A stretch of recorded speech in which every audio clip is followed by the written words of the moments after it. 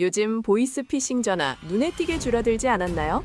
대출 가능하십니다. 택배 확인하세요. 이런 짜증나는 전화 말이죠. 그 이유? 캄보디아가 지금 한국산 전투기한테 완전히 박살나고 있기 때문입니다. 여러분이 매일 받던 그 스팸 전화의 본거지, 캄보디아 사기 공장들이 지금 이 순간에도 폭격당하고 있거든요.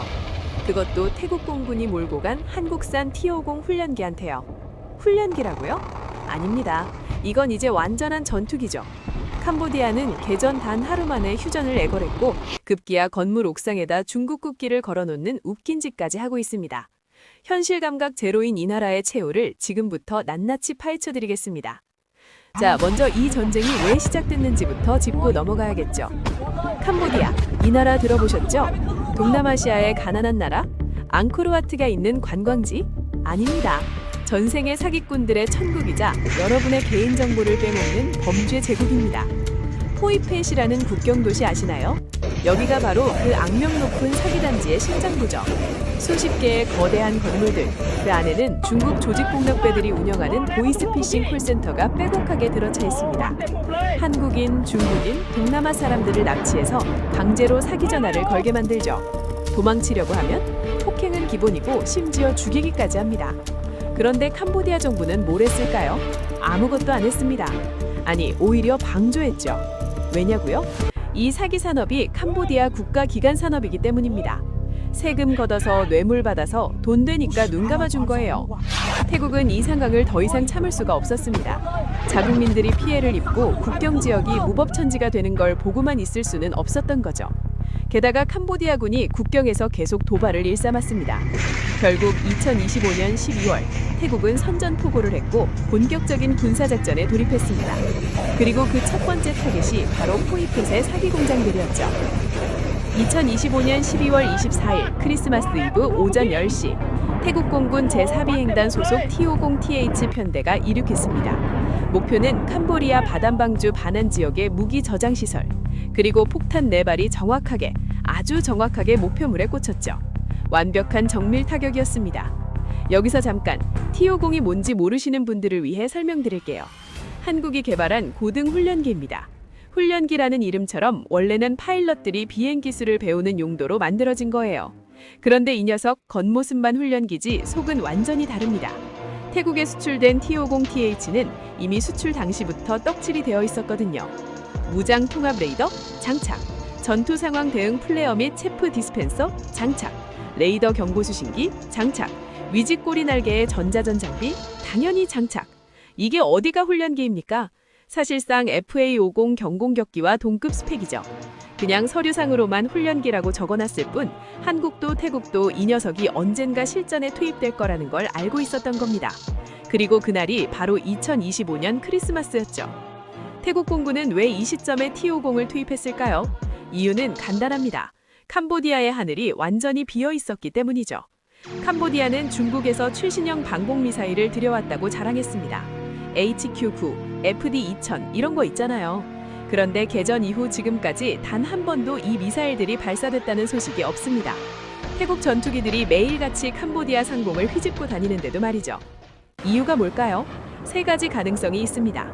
첫 번째, 중국산 미사일이 제대로 작동을 안 하거나, 두 번째, 캄보디아군이 운용할 능력이 없거나, 세 번째, 애초에 중국이 그냥 헛소문만 퍼뜨린 거거나, 어느 쪽이든 결과는 똑같습니다.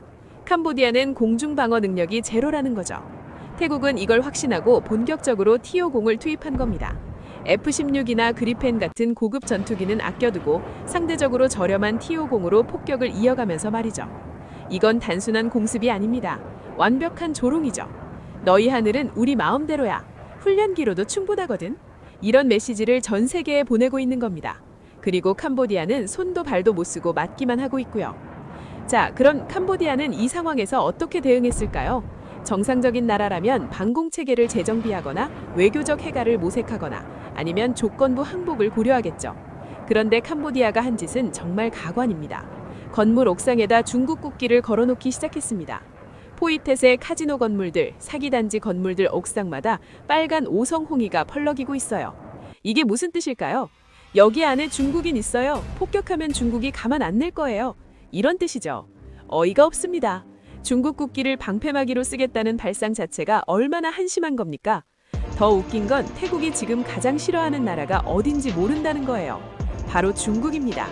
개전 초기에 태국 군세들이 중국산 진회를 밟아서 중상을 입었어요. 또 노획한 무기들을 보니까 전부 메이드 인 차이나더라고요. 태국 정부는 공식적으로 중국을 향해 캄보디아에 무기 지원했죠 라고 따졌습니다. 그런데 지금 캄보디아가 중국 국기를 걸면 폭격을 안 할 거라고 생각한다고요? 오히려 더 잘 보이는 표적이 되는 거 아닙니까? 아, 저기 중국 국기 있네? 거기 먼저 때려! 이렇게 될 가능성이 더 높죠. 실제로 태국군은 개전 초기에 사기단지를 폭격하다가 중국인 조직원이 사망하는 일이 있었습니다. 그런데 태국은 이걸 부수적인 피해라고 간주하고 그냥 밀어붙였어요. 범죄와의 전쟁이라는 명분을 한치도 굽히지 않았죠. 중국도 딱히 항의 안 했고요. 왜냐고요? 중국 입장에서도 캄보디아는 그냥 이용가치 있는 졸개이기 때문입니다.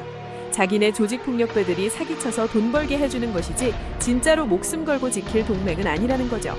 그런데 캄보디아는 이런 현실을 전혀 모릅니다. 현실 감각이 완전히 제로예요. 중국 국기 걸어놓으면 살 수 있을 거라고 믿는 순진함이 오히려 측은할 지경입니다. 그런데 캄보디아의 황당한 짓은 여기서 끝이 아닙니다. 이젠 아예 국제 여론전에 뛰어들었어요. 캄보디아 정부는 공식 발표를 통해 이렇게 주장했습니다. 태국이 민간인 지역을 폭격했다. 앙코르와트 근처 마을이 파괴됐다. 한국이 태국에 전쟁 자금을 댔다. 증거 사진과 영상까지 공개했죠. 그런데 이게 문제입니다. 전부 AI로 만든 가짜였거든요. 폭격당한 마을 사진, AI 생성, T-50 전투기 영상, AI 생성인데다 날개가 갑자기 생겼다 사라지는 한 어설픈 퀄리티. 초등학생도 속지 않을 수준이었습니다. 게다가 캄보디아는 한국을 향해서도 물귀신 작전을 펼쳤습니다. 한국 국민 여러분, 제발 도와주세요. 태국이 우리를 침략했습니다. 6.25 전쟁 때 도움받았던 것처럼 6.25 전쟁을 언급했습니다. 선을 완전히 넘었죠. 한국 네티즌들 반응은 어땠을까요? 뭐 이런 미친놈들이 다 있어. 6.25까지 끌어다 쓰네. 진짜 역겹다. 보이스피싱 당한 거 생각하면 오히려 고맙다. 태국. 완전히 역풍 맞은 겁니다. 캄보디아는 국제 여론의 동정을 얻으려고 했지만 결과는 정반대였죠. 전 세계가 캄보디아를 비웃고 있습니다. 상황이 이렇게 절망적으로 흘러가자 캄보디아는 급히 휴전을 요청했습니다. 태국은 협상 테이블을 마련해줬어요. 캄보디아 대표단이 기대에 부풀어서 협상장에 도착했죠. 이제 전쟁이 끝나겠구나. 우리가 휴전 요청했으니까 태국도 받아줄 거야. 착각인도 이런 착각이 없었습니다. 태국이 제시한 조건은 이랬습니다. 포이펫 일대 모든 사기단지 완전 철거, 중국 조직폭력배 전원 추방, 국경 무기 반입 금지, 그리고 무조건적인 항복에 준하는 조치. 캄보디아는 벙쪘죠. 이건 너무 가혹한 거 아닙니까? 우리도 체면이. 태국 대표는 차갑게 말했습니다. 체면? 여러분이 그동안 뭘 해왔는지 우리는 다 알고 있습니다. 이 조건을 받아들이지 않으면 공습은 계속됩니다. 협상은 단 35분 만에 결렬됐습니다. 캄보디아 대표단은 쫓겨나듯이 협상장을 떠났고 그날 밤 다시 폭격이 시작됐죠. T-50과 F-16 그리펜이 편대를 이뤄서 캄보디아 전역의 군사시설을 초토화시켰습니다. 로켓 포진지, 박살, 무기 저장고, 증발, 드론 조종센터, 제로 변했죠. 캄보디아군의 조직적인 저항 능력은 완전히 마비됐습니다.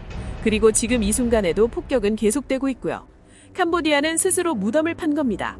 사기 산업으로 돈 벌고 중국 뒤에 숨고 국제사회를 기만하려다가 이 꼴이 난 거죠. 자, 여러분, 이 전쟁을 통해 우리가 확인한 건 뭘까요? 한국산 무기의 위력입니다. T-50 훈련기가 실전에서 완벽하게 작동했고 정밀 타격 능력을 입증했죠. 이건 앞으로 한국 무기 수출 시장에 엄청난 플러스 요인이 될 겁니다. 한국 무기는 믿을만하다. 이런 인식이 전 세계에 퍼지고 있거든요. 그리고 또 하나, 보이스피싱 전화가 줄어든 이유를 이제 아시겠죠? 여러분을 괴롭히던 그 사기꾼들의 본거지가 지금 불타고 있습니다. 태국 공군이 한국산 전투기를 몰고 가서 정의를 실현하고 있는 거예요. 물론 전쟁은 좋은 게 아닙니다. 하지만 캄보디아처럼 범죄를 국가 산업으로 삼고 무고할 사람들을 납치하고 국제사회를 기만하는 나라는 대가를 치러야 하는 거 아닐까요? 여러분은 어떻게 생각하시나요? 댓글로 의견 남겨주세요. 캄보디아가 이 전쟁에서 항복할까요? 아니면 끝까지 버틸까요? 그리고 한국산 무기의 이번 활약이 앞으로 무기 수출에 어떤 영향을 미칠까요? 궁금하시죠? 좋아요 누르시고 구독 버튼 꾹 눌러주세요. 다음 영상에서 더 깊이 있는 분석으로 찾아뵙겠습니다. 시청해주셔서 감사합니다.